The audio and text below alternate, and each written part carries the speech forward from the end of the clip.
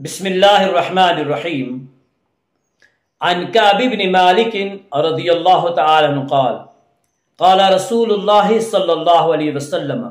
ما ذئبان جائعان ارسلا فی غنم بافسد لها من حرص المرء علی المال والشرف لدین رواہ الترمذی۔ حضرت کعب بن مالک رضی اللہ تعالی عنہ سے روایت ہے کہ حضرت رسول کریم صلی اللہ تعالی علیہ وآلہ وسلم نے فرمایا ما ذئبان جائعان ارسلا فی غنم بافسد لها کہ اگر دو بھوکے بھیڑیے بکریوں کے کسی ریوڑ میں چھوڑ دیے جائیں تو ان بکریوں کو اتنا نقصان نہیں پہنچا سکتے من حرص المرء علی المال والشرف لدین، جتنا کہ مال و دولت اور مرتبے رتبے کی حرص انسان کے دین کو خراب اور تباہ برباد کرتی ہے۔ حدیث پاک کا مطلب یہ ہے کہ حب مال اور حب جاہ یعنی مال و دولت کی محبت اور مرتبے اور رتبے کی محبت انسان کے دین کو اور اللہ سبحانہ و تعالیٰ کے ساتھ اس کے تعلق کو اس سے زیادہ نقصان پہنچاتے ہیں کہ اگر بکریوں کے کسی ریوڑ میں دو بھوکے بھیڑیے چھوڑ دیے جائیں تو اور بکریوں کو اتنا نقصان نہیں پہنچا سکتے۔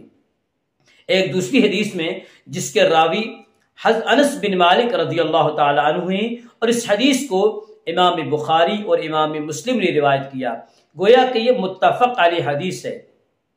کہ حضرت رسول کریم صلی اللہ تعالی علیہ وآلہ وسلم نے فرمایا یحرم ابن آدم کہ انسان بوڑھا ہو جاتا ہے اور بڑھاپے کی وجہ سے اس کی ساری قوتیں اور توانائیاں مزمحل اور بیکار پڑ جاتی ہیں۔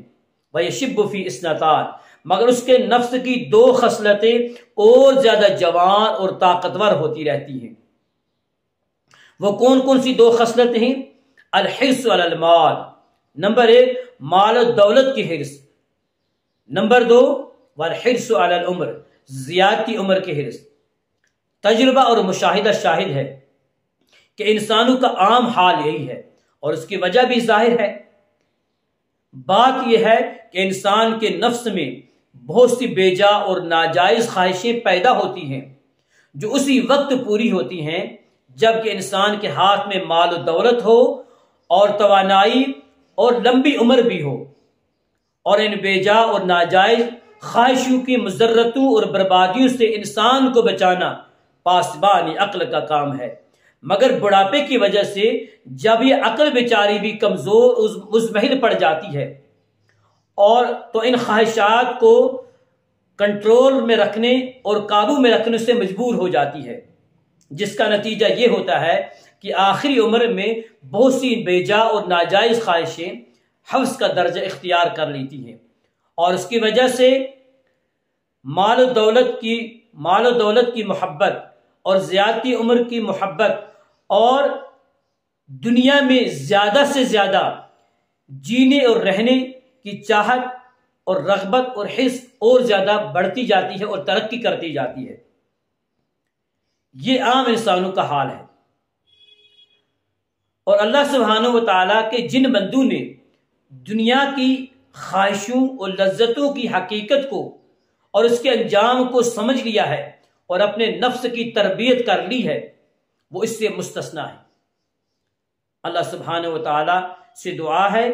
کہ اللہ سبحانہ و تعالیٰ ہمیں اپنا تعلق نصیب فرمائے، ہمیں اپنی محبت نصیب فرمائے، اور غیر اللہ کی محبت اللہ سبحانہ و تعالیٰ ہمارے دلوں سے نکال دے۔